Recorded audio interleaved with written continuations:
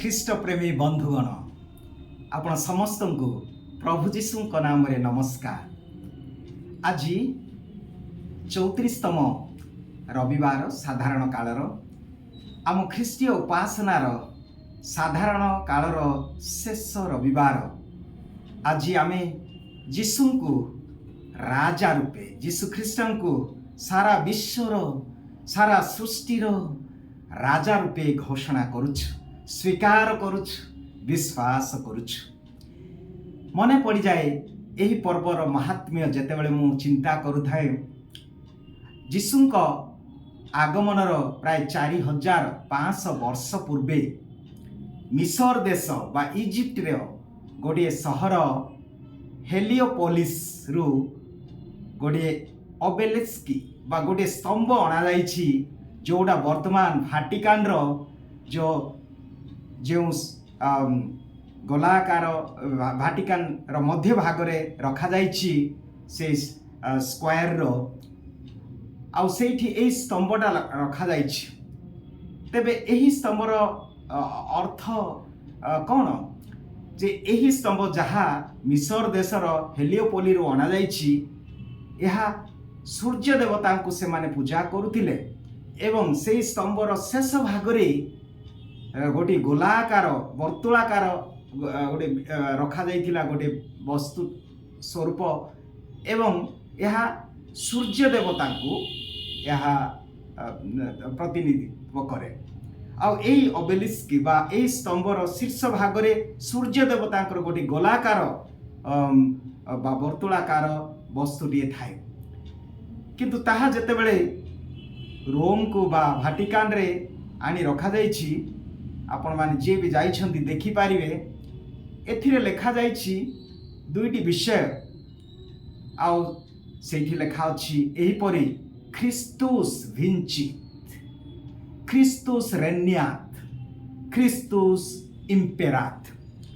ଅର୍ଥାৎ ଯୀଶୁ ଖ୍ରୀଷ୍ଟ ବିଜୟ, ଭିକ୍ଟୋରିୟସ୍ କିଙ୍ଗ, और से होछंती विजयी नेता, से विजय लाभ करछथि। He has conquered, he is a victorious god Christ. पुणी ख्रिस्तोस रेन्यात, ख्रीष्ट वर्तमान शासन करती, ही रूल्स नाउ।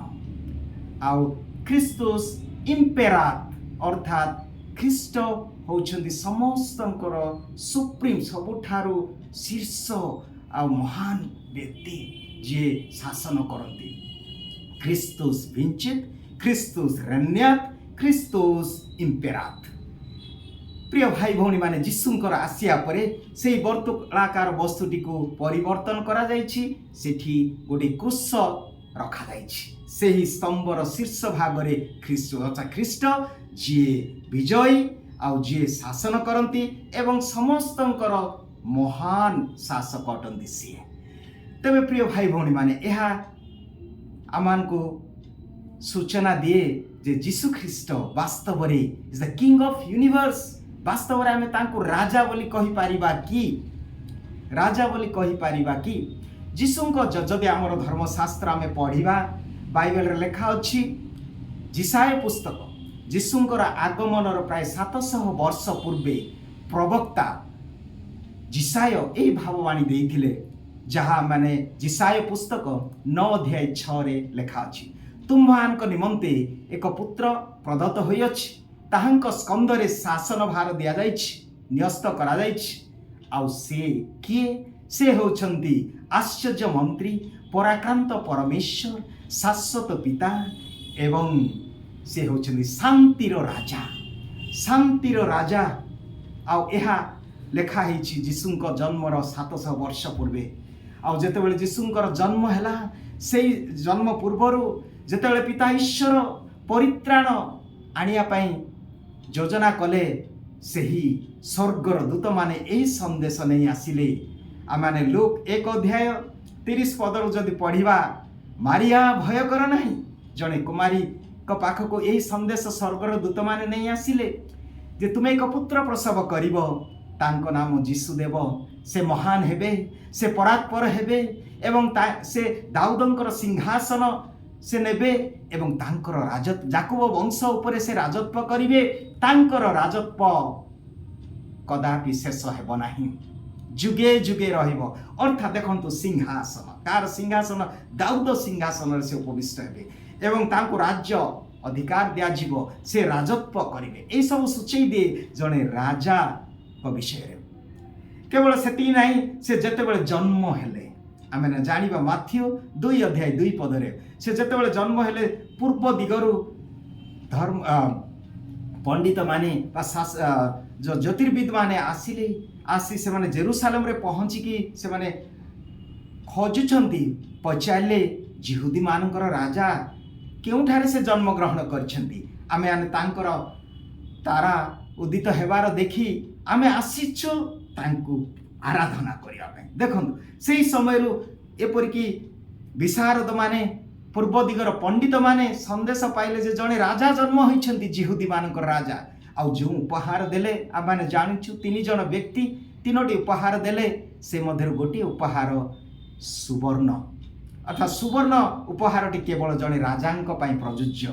अतएव आमे कहि परिबा जे से जने राजा से राजा आ पुणी आमे जानुछु जदि आमे जहन 6 अध्याय पढ़िबा जेतेबेले जीसु 5टी रोटी एवं 2टी माछ नै हजार हजार लोक अछंती संध्या समय रे आउ एते लोक जे भकिला रहिबे तेणु से पितांक ठारे प्रार्थना कले एवं समस्त को बसैले एवं 5000 लोक को खाइबा को देले आउ पुणी बळका हैला आउ सेते बेले से माने बाध्य होई तांको राजा करिया को इच्छा कले किंतु से सेठ पलायन कले। आमाने देखिबा जी जीसु वास्तव रे जेतेबेले पिलातंक सम्मुख रे से पिलात तांको पचार छंती तुमे कोन जिहुदी मानकर राजा सेतेबेले से उत्तर दउछंती ताहा आपण तो कहउछंती आउ एठी पई मु जन्म होईची सत्यर साक्ष्य देवा पई मु जने राजा से स्वीकार करथिले सेही समय रे जहन 18 अध्याय 37 पद।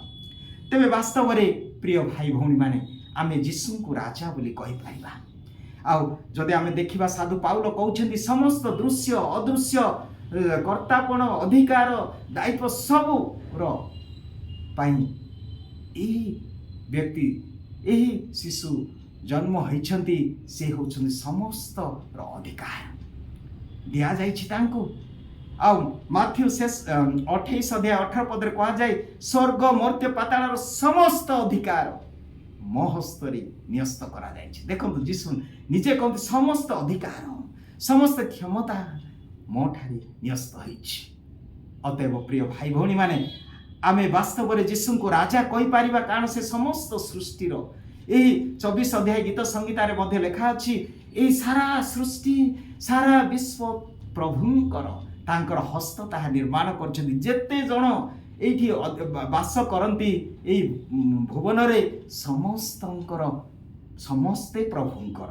अतएव जीसु को राजा कहवा युक्तियुक्त किंतु प्रिय भाई भौणी माने एही राजा जागतिक राजा परि नुहंती ताहा मध्ये आमाने देखि पारिबा जे की प्रकार राजा से की प्रकार राजा जणे राजार राजप्रसाद थाए भोगविलास आमोद प्रमोद से जीवन यापन करी किंतु आम राजांकर राजप्रसाद कौन थिला आम राजांकर राजप्रसाद थिला सेई परित्यक्त गुहाल शाला सेठी से जन्म ग्रहण करथिले तांकर राजप्रसाद थिला ताहा किंतु वास्तव रे तांकर कौनसी स्थान नथिला। प्रिय भाई भौणी माने एही राजा जहा को आज आमे घोषणा करूछु विश्वास करूछु से कौन कहले लोक 9 अध्याय 58 पदरे कोकिशियालीर गर्त अछि आकाश पक्षीर बसा अछि किंतु मनुष्य पुत्रर मुंड गोजिया पय स्थान नाही। एते दारिद्र्यता को प्रकार भावे तांकर जीवन गला आमे जानु स्वर्ग रे नाही किंबा मर्त्य रे नाही मझिरे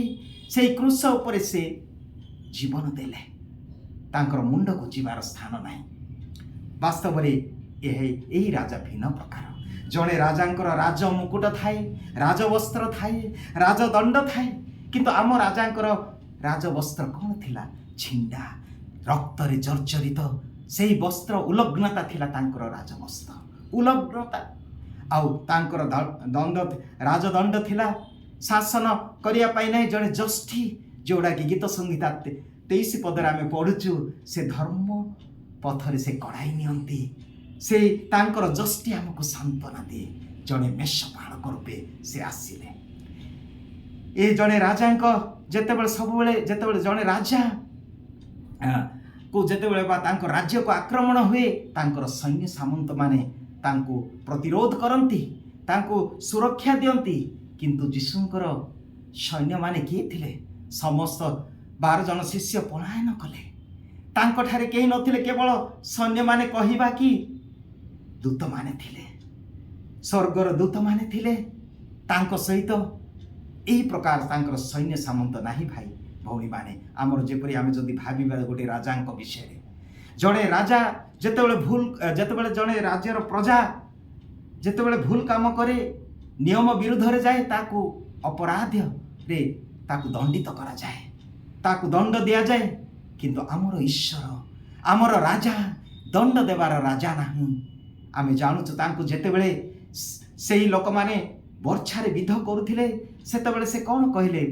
ଲୁକ୍ 23:34 ସେ ପ୍ରାର୍ଥନା କରି କହିଲେ, ପ୍ରଭୁ ଏମାନେ କ'ଣ କରୁଛନ୍ତି? ଏମାନେ ଜାଣୁନାହାନ୍ତି, ସେମାନଙ୍କୁ କ୍ଷମା ଦିଅ। ସେ କ୍ଷମାର ରାଜା, ସେ କ୍ଷମା ଦିଅନ୍ତି।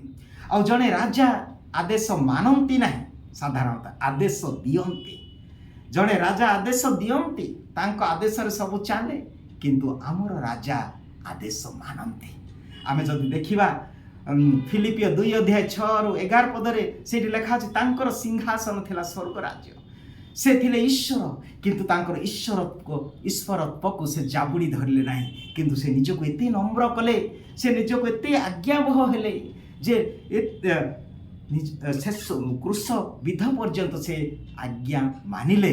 ଏଣୁ ପ୍ରଭୁ ତାଙ୍କୁ ଏକ ଉଚ୍ଚ ପଦରେ ଅଧିଷ୍ଠିତ କଲେ, ଏକ ମହାନ ନାମ ଦେଲେ, ଯେଉଁ ନାମରେ ସ୍ୱର୍ଗ ମର୍ତ୍ତ୍ୟ ପାତାଳର ସମସ୍ତେ ଜାନୁପାତ କରିବେ ଏବଂ ସମସ୍ତ ଜିହ୍ୱା ସ୍ୱୀକାର କରିବ ଯେ ସେ ଅଟନ୍ତି ପ୍ରଭୁ। ତେଣୁ ଆମର ଈଶ୍ୱର ଆଦେଶ ମାନନ୍ତି, ଆଜ୍ଞାବହତା। ତେବେ ତାଙ୍କର ଶାସନର ମୋଟ କ'ଣ ହେଲା? ବା ତାଙ୍କର ମୁଖ୍ୟ ବାର୍ତ୍ତା ହେଲା ପ୍ରେମ, ନମ୍ରତା, ସେବା ଆଉ କ୍ଷମାର ରାଜା ସିଏ। ସେବା, ନମ୍ରତା, କ୍ଷମା। ସେ କହିଲେ ଈଶ୍ୱରଙ୍କୁ ପ୍ରେମ କର ଏବଂ ପ୍ରତିବାସୀକୁ ଆତ୍ମବତ୍ ପ୍ରେମ କର। ଯିଏ ପ୍ରେମ କରେ ସେ ଈଶ୍ୱରଙ୍କୁ ଜାଣେ। କି ତାଙ୍କର ପ୍ରଜା ହେଇପାରିବା? କିପରି ଆମେ ତାଙ୍କର ପ୍ରଜା ହେଇପାରିବା? କେମିତି ଆମେ ତାଙ୍କ ରାଜ୍ୟରେ ପ୍ରବେଶ କରିବା? ତାଙ୍କ ରାଜ୍ୟରେ ପ୍ରବେଶ କରିବାର ମାପକାଠି କ'ଣ? ପ୍ରିୟ ଭାଇ ଭଉଣୀମାନେ, ଆମର ଧନ ନାହିଁ, ଆମର ବ୍ୟାଙ୍କ ବାଲାନ୍ସ ନାହିଁ, ଆମର ଟଙ୍କା ନାହିଁ, ଏହି ମାଧ୍ୟମରେ ଆମେ ତାଙ୍କ ରାଜ୍ୟରେ ପ୍ରବେଶ କରିପାରିବା ନାହିଁ। ଗୋଟିଏ ମାତ୍ର ମାପକାଠି ହେଲା, ଆମେ ଯାହା ମାଥ୍ୟୁ ଲିଖିତ ସୁସମାଚାର 25:30 ଯଦି ଆମେ ପଢ଼ିବା, ଶେଷ ଦିନରେ ସେ ଆମମାନଙ୍କୁ କେଉଁ ମାପକାଠିରେ ସେଇ ସ୍ୱର୍ଗ ରାଜ୍ୟରେ ସ୍ଥାନ ଦେବେ? ଯେତେବେଳେ ମୁଁ ଭୋକିଲା ଥିଲି, ଯେତେବେଳେ ମୁଁ ତୃଷିତ ଥିଲି, ଯେତେବେଳେ ମୁଁ ଅଲଗ୍ନ ଥିଲି, ଯେତେବେଳେ ମୁଁ ପ୍ରବାସୀ ଥିଲି, ତୁମେ ମୋତେ ଦେଖିବାକୁ ଆସିଲ, ତୁମେ ମୋତେ ପିଇବାକୁ ଜଳ ଦେଲ, ତୁମେ ମୋର କ୍ଷୁଧାର୍ତ ମେଣ୍ଟେଇଲ। ତେଣୁ ଆସ, ତୁମେ ମୋର ଆଶୀର୍ବାଦର ପାତ୍ର। ଯେଉଁମାନେ ଦକ୍ଷିଣ ପାର୍ଶ୍ୱରେ ଥିବ, ଛାଗ ଏବଂ ମେଷକୁ ସେ ପୃଥକ କଲା ପରି ସେ ଆମ୍ଭମାନଙ୍କୁ, ଯେଉଁମାନେ ସତ୍ୟ ଜୀବନଯାପନ କରିଛନ୍ତି, ପ୍ରେମର ଜୀବନଯାପନ କରିଛନ୍ତି, ନମ୍ରତାର ଜୀବନଯାପନ କରିଛନ୍ତି, ସେମାନଙ୍କୁ ତୁମେ ଅନାଦି କାଳରୁ ତୁମେ ଆଶୀର୍ବାଦର ପାତ୍ର। ଆସ, ମୋର ରାଜ୍ୟରେ ପ୍ରବେଶ କର। ଆଉ ପ୍ରିୟ ଭାଇ ଭଉଣୀମାନେ, ତେବେ ଆସନ୍ତୁ, ଆଜି ଯେତେବେଳେ ଏହି ରାଜ୍ୟ କେବଳ ଯେ ଭବିଷ୍ୟତରେ ହେବ ତାହା ନାହିଁ, ଆଜି ମଧ୍ୟ ତାଙ୍କ ରାଜ୍ୟର ଅନୁଭବ ଆମେ କରିପାରିବା, ତାଙ୍କ ରାଜ୍ୟର ସ୍ୱାଦ ଆମେ ଚାଖିପାରିବା। ଯେଉଁ ପରିବାରରେ ସ୍ୱାମୀ ସ୍ତ୍ରୀ ମଧ୍ୟରେ ଉତ୍ତମ ସମ୍ପର୍କ, ପୁଅ ଝିଅ ବାପା ମାଙ୍କ ପ୍ରତି ଆଜ୍ଞାବହତା, ସେଇଠି ଯୀଶୁଙ୍କର ରାଜ୍ୟ, ସେଇଠି ଯୀଶୁଙ୍କର ରାଜ୍ୟ। ଯେଉଁଠି ଆଉ କେଉଁ ସମୟରେ ତାଙ୍କ ରାଜ୍ୟ, ଯେତେବେଳେ ଦରିଦ୍ରତାକୁ ଯେଉଁମାନେ ହଟାନ୍ତି, ଯେଉଁମାନେ ନିରକ୍ଷରତା ଦୂର କରନ୍ତି, ଯେଉଁମାନେ ଗରିବ ଅନାଥ ଦୀନ ଦୁଃଖୀଙ୍କ ପ୍ରତି ଦୟା ଦେଖନ୍ତି, ସେଇଠି ଈଶ୍ୱରଙ୍କର ରାଜ୍ୟ। ଅତଏବ ଆସନ୍ତୁ ପ୍ରିୟ ଭାଇ ଭଉଣୀମାନେ, ଆଜି ଯେତେବେଳେ ଯୀଶୁଙ୍କୁ ଆମେ ରାଜା ବୋଲି ଘୋଷଣା କରୁଛୁ, କେବଳ ଆମର ମୁଖରେ ନ ହଉ, ଆମର ହୃଦୟରେ ହେଉ, ଆମର ମନରେ ହେଉ, ସେ ଆମର ହୃଦୟକୁ ଶାସନ କରନ୍ତୁ, ସେ ଆମର ପରିବାରକୁ ଶାସନ କରନ୍ତୁ, ସେ ଆମମାନଙ୍କର ମନକୁ ଶାସନ କରନ୍ତୁ।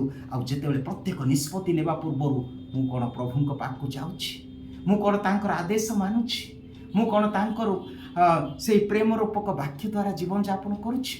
ଯଦି ତାହା କରିନାହୁଁ, ହୁଏତ ଆମେ ନିଜ ନିଜକୁ ସମୀକ୍ଷା କରିବା, ଆମେ ବାସ୍ତବରେ ତାଙ୍କର ପ୍ରଜା ବା ତାଙ୍କ ରାଜ୍ୟରେ ଆମେମାନେ ପ୍ରବେଶ କରିପାରିବା କି? ପ୍ରଭୁ ଆଜି ଆମ ସମସ୍ତଙ୍କୁ ଅନୁଗ୍ରହ ଦିଅନ୍ତୁ, ଯେପରି ଆମେ ସବୁ ପ୍ରତି କ୍ଷଣରେ, ପ୍ରତି ମୁହୂର୍ତ୍ତରେ, ପ୍ରତି ଚିନ୍ତାରେ, ପ୍ରତି ନିଷ୍ପତ୍ତିରେ ଆମେ ଯୀଶୁଙ୍କୁ ସ୍ୱାଗତ କରିବା ଆମ ହୃଦୟକୁ। ସେ ଆମର ହୃଦୟକୁ ଶାସନ କରନ୍ତୁ, ମନକୁ ଶାସନ କରନ୍ତୁ, ଆମମାନଙ୍କର ପରିବାରକୁ ଶାସନ କରନ୍ତୁ, ଆମର ଜୀବନକୁ ଶାସନ କରନ୍ତୁ।